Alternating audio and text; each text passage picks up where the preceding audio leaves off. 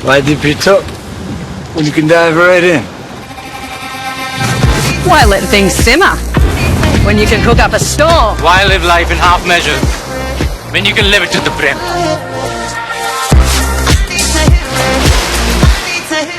नाशिक मध्य विधानसभा मतदारसंघाचे महाविकास आघाडीचे उमेदवार वसंत गीते हे प्रचार करत आहेत। आज रामवाडी परिसरात प्रचार करतायत।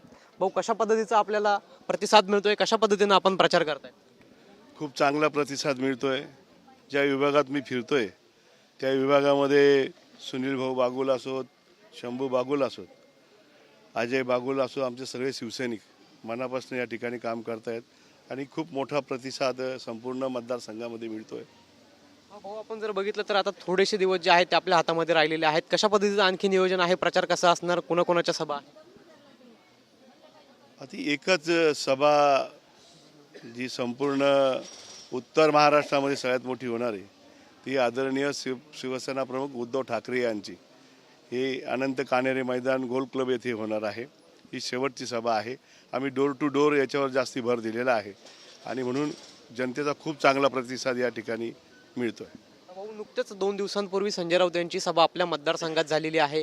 यानंतर कार्यकर्त्यांमध्ये, पदाधिकाऱ्यांमध्ये कशा पद्धतीचा उत्साह आपल्याला पाहायला मिळतोय आणि या सभेनंतर आपल्याला कितपत फायदा होऊ शकतो?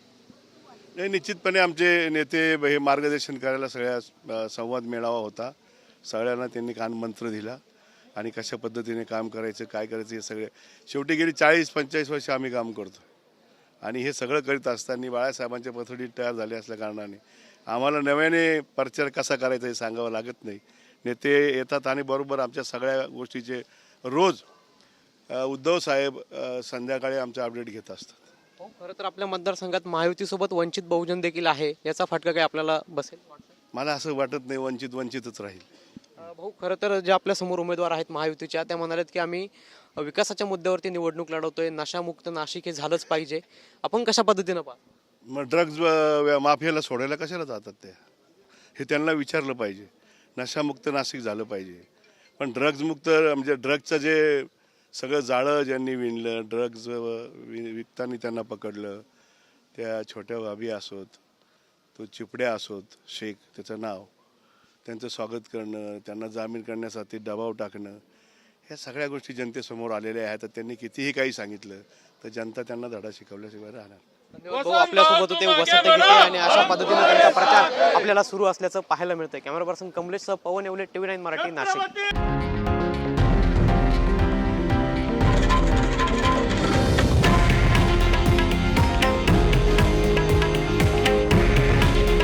हे आहे देशातील नंबर 1 न्यूज नेटवर्क आणि आपण पाहत आहात TV9 मराठी।